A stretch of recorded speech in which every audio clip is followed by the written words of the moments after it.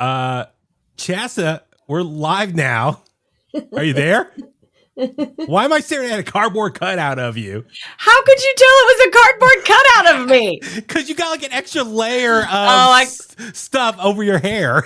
I need to trim that off. I have like a little halo. It's Chasta, and Huey. I was gonna say Chasta Square or Chasta. Yeah, Chasta Squared. I'm always square. Yeah, so we got to figure this out. Okay. What am I supposed to do with this? Okay, so explain what happened. So in case anyone doesn't follow you on Instagram, you shared the other day that you were, I guess, cleaning up. Because, okay, real talk for everyone who doesn't know, we talked about it a couple times on the podcast. We're in the process of moving buildings. And so in that process, I've moved buildings before. We moved about 10 years ago. You were there too. So you know the whole process. We got to just clean up stuff. We've collected a bunch of stuff over the years sitting in our office or hallway or different parts of the studio. So in this process, we're like, okay, it's time to declutter. It's like a belated, or even, I guess you could say technically spring cleaning right now. Yeah. So you put on your Instagram stories the other day, you were doing your midday show and you felt like someone was staring you. But yeah, it was your own cardboard cutout staring at you in the background. So I don't know what to do with that thing. So anyone, that's the thing too. People might be staring at this like, what is that? So back in 2020. Yeah. Let me get back. There we go. It's about half of me. Yeah, it's a torso. It's huge. Yeah. So back in 2020, which by the way, side note, was it next week will be the 5-year anniversary of the shutdown. Today. Or today. Is it today? Oh, that's right. Yep. Oh my God. We planned this. Yes, we did. So, but that's the thing is back in 2020 when all sports, everything was shut down.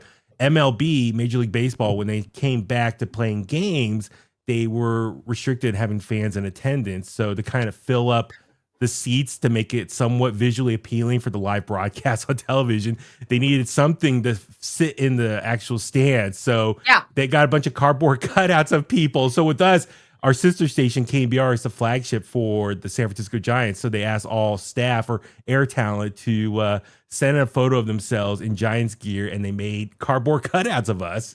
Yeah, it cracks me up. Also, it's a bit depressing because this is 5 years old now, so you can see I've aged a little bit. I was gonna say it's the same thing.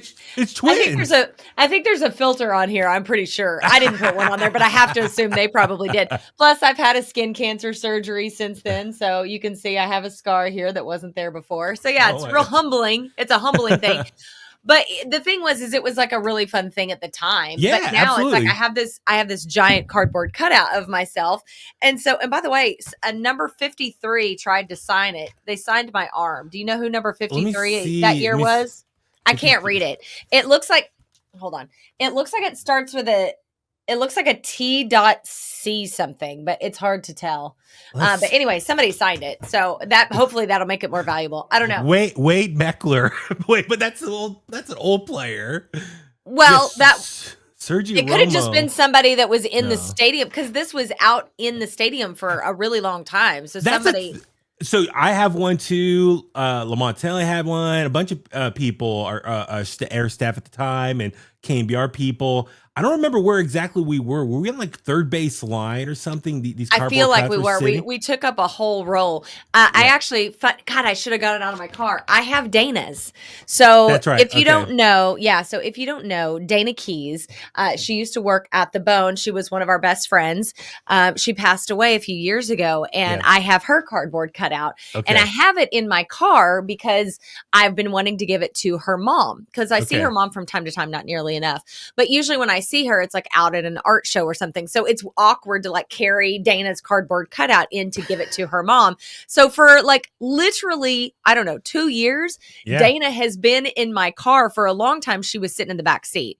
And then, Cody, once he started getting old enough to like ask questions, he's like, who is this chick? And so I had to explain to him who Dana is. And now she's in the back of my car. But here's what's funny about this. This cracks me up because this is so Dana. If you know Dana, this is exactly something she would do. Okay. So I had her in the back of my car. I drive a Jeep, so like in the hatchback. So over time, she has shifted around to where her eyes are peeking out over the glass. So it looks like somebody's hiding in my hatchback in my Jeep. And I cannot move I can't move it because again, that Dana was the weirdest in the best way, the weirdest, most hilarious person. She would do something like that. But yeah, so you want to keep it in your car. Now I can't take it out. Because when you see your mom, you just want to be ready and have it. Right. So, but plus now it just makes me laugh because when I park at Target or something, I'm sure people walk by and go, "Is that a girl in there?" Because she's just like this. I'll say she's your angel watching over you, protecting your car from break-ins. Yeah. And honestly, every time I get in my car, I look in my rearview mirror and I see her face and it just makes me giggle. So it's like wonderful to have Dana with me all the time. I love her so much. And we look alike. She was like a sister to me and we look alike. So it's kind of weird. It's like, I was going to say, I should put them side by side in my car. Oh, can you get carpool then? Well, I mean, for a long time. To the carpool lane. Right? I'll get busted. She would love that. So I ask on Instagram, I'm like, what do I do with that? Because like, it feels very weird to have it. Like, I don't want to hang it in my studio. Like stare at myself. That's just awkward. A lot of people were like, why don't you send it to your mom in Oklahoma? This is giant. Like, okay. That's a good idea. But to mail that, like, how do you even mail that? It doesn't fit in any kind of box or envelope. Well, if I put it in a box, that'd be huge. I was just thinking because like it's like Amazon, bigger than a poster. But like a big cardboard, like flat box. Yeah. And then you wrap it up and just put like fragile on it. It's fragile. It's very light. Oh dear God. It's very light, but it's just very large and awkward. But anyway, or when your mom comes visit, you give it to her, and then she rides on the plane with it. She puts it in a chair next to her. Seat's taken. This seat's taken. Dennis wants to put it up in the Soundwave studio, so that might be where it ends up happening. I think you should just cut the head off and put on Jay's drum set on the what's the main drum set? The bass drum on the floor. The kick drum. Yeah. Just have my face on the kick. And he hits that would be hilarious. Oh, if he hits it, so it's like your face is like and I'm just like this. Every future Stay Line Empire shit, you're like oh my God, that's 45 minutes nonstop. That's actually not a bad idea. That would be funny. I don't think Jay would go for it, but I think it's hilarious. Yeah, I was gonna say at Green Room maybe. Oh yeah, on the set of Soundwaves could be funny. Like maybe when you're not on a scene or segment or whatever, you're in the background, so your presence is always felt. I'm just hovering over. Yeah, that could be a funny joke. Like where's It's like where's Waldo? Where's Chasta? So maybe that could be a game. Like you could like put you in different segments. You're hiding, and people, if you call or email or contact Dennis, you win a prize or something. I don't know. God, that's actually not a bad idea. I'm just throwing ideas out there now. When you see my random head pop up, you're like, oh, there she is. Yeah, like, I don't know. It's kind of a weird thing. Like Carmen Sandiego, where in the world is Chasta? Chasta's, or no, where in the room is Chasta? Chasta's half pinup. What is this cardboard cutout? We got to write that. We're not musicians. Well, that's the thing. Mine. So after the 2020 season, they brought him to the station, gave him to us, and like I know KBR, they put them all on their window by the studio. So when people walk by, you see all these faces and other coworkers in their offices. I brought mine home, and it was sitting in my home office for a bit. Now it's in the back room in a corner. But yeah, you're right. It just was weird staring at yourself. I'm like, kind of trippy. It's awkward. Although I love what my niece just said. Michaela's on, and she said that's going in the bar corner. She said, I'll place a purple drink next to it. Don't worry. So our favorite bar in New Orleans is Jean Lafitte's Blacksmith Shop. And there's a corner, there's a corner booth that we always sit in. Michaela, I'm just going to put it right there in the corner. I've told her when I die, I'm like, just stuff me and prop me in that corner. So this is like I guess this would be a placeholder for that. Totally. That'd be cool. God. Yeah. Maybe I'll just travel with it to NOLA next month. Or, I mean, I was going to say with the time change going on, and if you're feeling tired, you can send that in your place somehow. Or seriously, no if you kidding. do like a Zoom meeting, can you just put that on there? Just like. I look a lot more fresh. I mean, this is a good smile. This like needs to be my driver's license photo. It's like Chasta, we're in a meeting in November. Why are you wearing Giants gear? Giants forever, baby. And it looks like I got a bullet hole in you. I know. That's where it was attached to the zip tied, yeah. I've been shot. I've been run through. And you got a new tattoo, like on your arm, some autograph of 53. What's funny is I was going to take like a magic eraser and try to take that off. And then I thought, no, if that's an important player, I probably should keep that. That gives it a tiny bit of value. It's just so random, just the things that happen at the station. If you leave your personal stuff there, Oh yeah. And people will mess with it, or sometimes people think it's their stuff too. Or oh my God, we have so many stories. I'm sure we probably should write a book at some point about crazy crap that happens at the radio station. Remember the one time that Buckham threw away my NutriBullet parts? That's right. Do you remember that? Yeah. Our old engineer, so I have a magic bullet, a NutriBullet, whatever, to make my protein shakes. So I used to do it every single day there. Yeah. And I was washing the parts, so I had them soaking with soap on them because it gets kind of sticky, kind of gluey. Yeah. And he freaking went in and for some reason just decided that he was going to clean up the place and threw the parts away. And a NutriBullet is like, I don't know, I'm guessing like $80-$90, something like that. I was livid. He had to actually replace it. I was that girl. I was like, excuse me. No, that was fine. Well, good, because that's the thing. It's just, who would do something and not check with other people? Like, is this anyone's important? Ask questions before you actually throw it out. Yeah. It wasn't sitting there more than an hour. It was like the end of the morning show. But common courtesy. But that's the thing too. It's just bold. Like, I'm final boss. I decide to throw it out right now, not check with someone. It could be someone's valuable item that they need or use on a regular basis. Yeah. And he wasn't even the boss.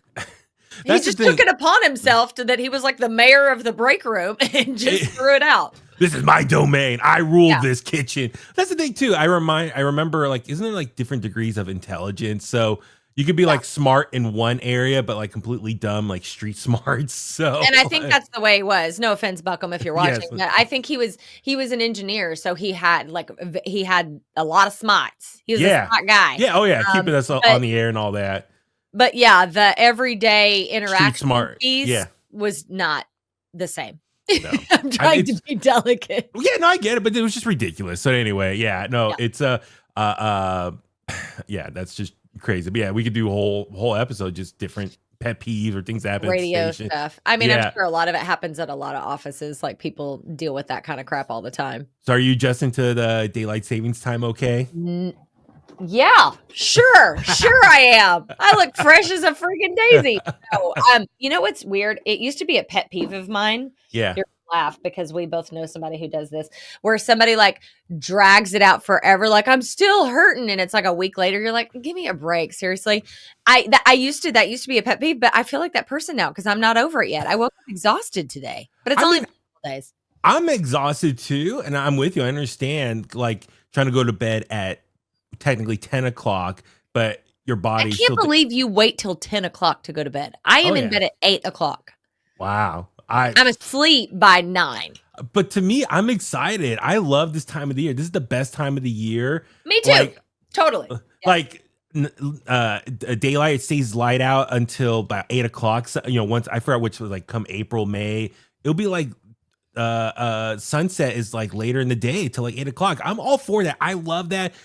I don't mind that it's like darker earlier in the morning, like sunset or sunrise is probably closer to 7 a.m. at that point. Yeah, it's definitely very dark when we get up. We get up so early. I'm so used to being dark all the time. So it don't bother me that much. But yeah, actually our buddy, our coworker, Mike Kohler, program director for KMBR, he says he loves the opposite. He doesn't like this time of the year. What's wrong with you, freak? So outvoted. Why? He likes it to be dark at 5. He likes getting up and the sun's out already. Having the early sunrises. Well, he doesn't count. Kohler, I love you, but no. You're weird, man. It's not a vibe. I think I told him. There's no vibe about that. No. And he said, I know I'm weird like that. I'm like, yeah, you're weird. Like, yeah. But it is whenever you're getting used to it, I think everyone can agree it's hard. Well, at least for us who have to go to bed earlier. Like, I'm trying to wind down at 7:30 and it's bright as it can be outside. And I'm like, oof, it is hard, but I eventually get used to it. And